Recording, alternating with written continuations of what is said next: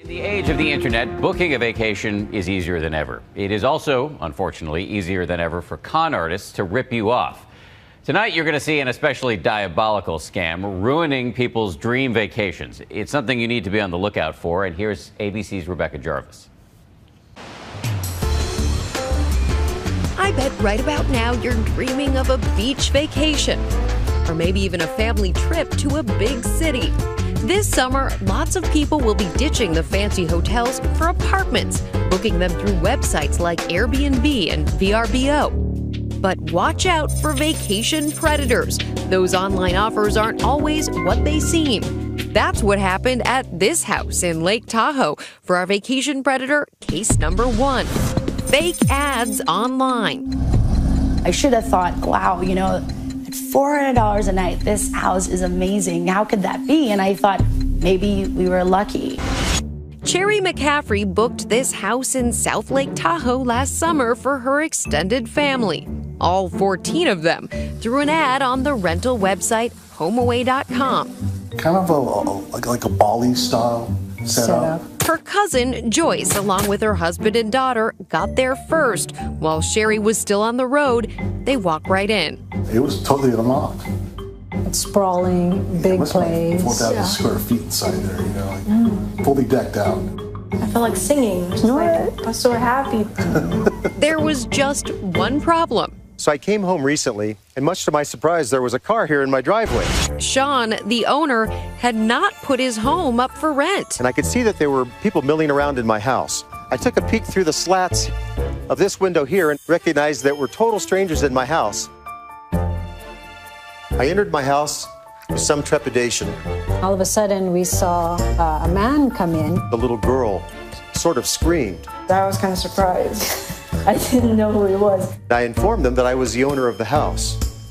He basically said, sorry to tell you this, but you guys have been scammed.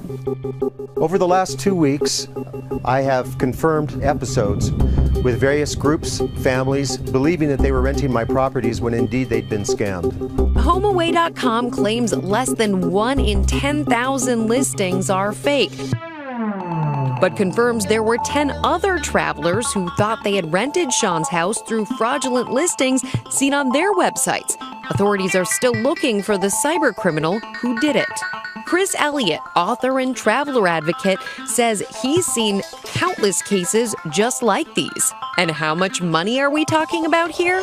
Most of the people who contact me have lost a couple $1,000s, some more than $10,000. As far as scams go, this is an epidemic. Just ask John and Nancy Donor. In the past couple of years, we've been to China, Japan, South Korea, Vietnam, Thailand, and Singapore, and Bali. They consider themselves pretty savvy online. They know the real deal these days, booking apartments over hotels. Renting apartments in large cities works out well for us. But they fell prey to vacation predator case number 2, con artists who go fishing for your personal information online.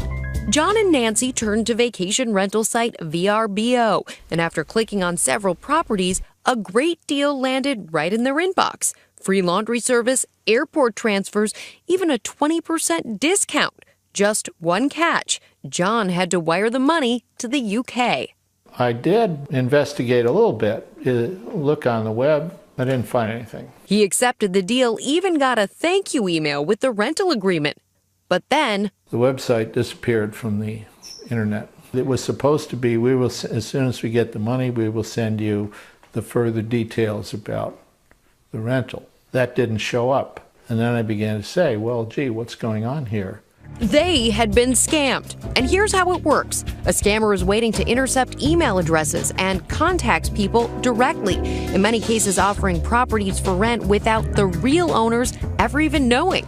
So we got on the case for John and Nancy. Turns out the manager of that hot New York getaway said he was in London. So we tried to track him down. Hi, sorry, we're filming for ABC News. Turns out, no management company here, just an innocent person's house. I was just wondering if you realize that this house address has been used online as an address for fraudulent activity. Oh, no one living here. This house is contact on my name.